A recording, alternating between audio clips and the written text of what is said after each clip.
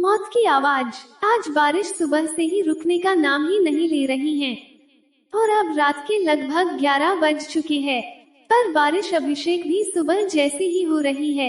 मैं खिड़की के पास खड़े खड़े बाहर बारिश देख ही रहा था।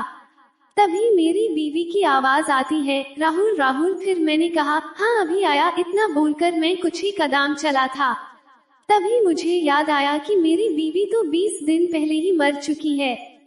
तो ये किसकी आवाज थी जो मुझे मेरा नाम लेकर बुला रही थी? मेरी बीवी के मरने के बाद से ही मैं घर में अकेला ही रहता हूँ। तो ये किसकी आवाज थी जो मेरा नाम लेकर मुझे बुला रही थी? फिर मैंने अपने मन में सोचा कि हो सकता है मुझे उसकी याद आने के कारण कोई वहम हो गया हो, और यही सोचकर मैं अपने बिस्तर पर वापस की ओर जाने लगा और अपने बिस्तर पर जाकर लेट गया। लेटे रहने पर थोड़ी ही देर में मेरी आंख भी लग गई। आंख लगे अभी 1 घंटा ही हुआ होगा, तभी मेरे फोन की घंटी बजी। फिर मैंने कहा, अरे कौन है?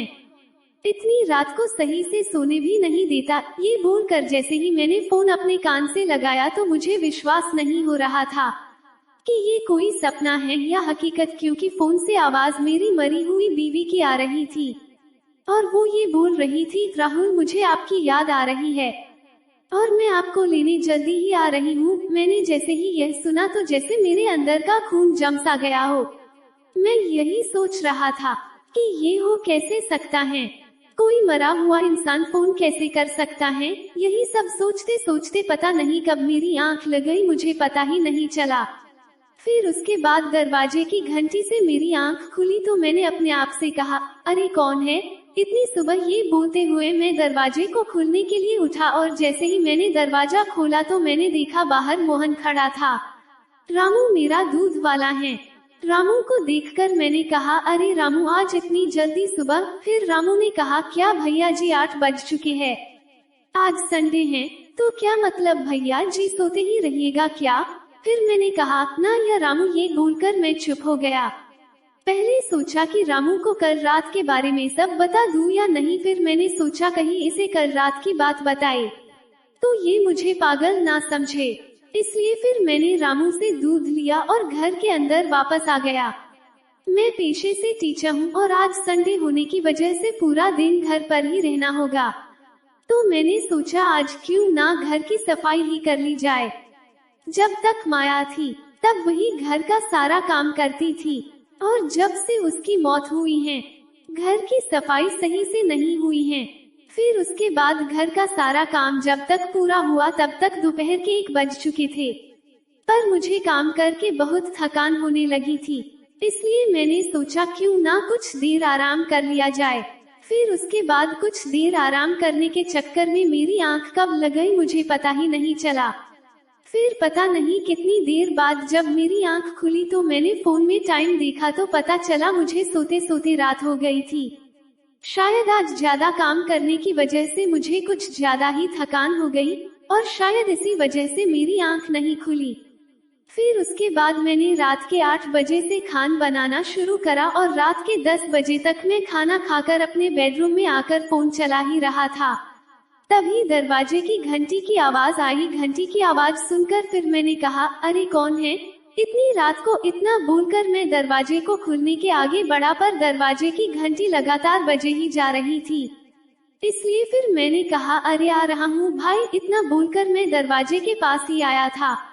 तभी दरवाजे के बाहर से एक आवाज आई, दरवाजा खोलो राहुल, मैं हूँ।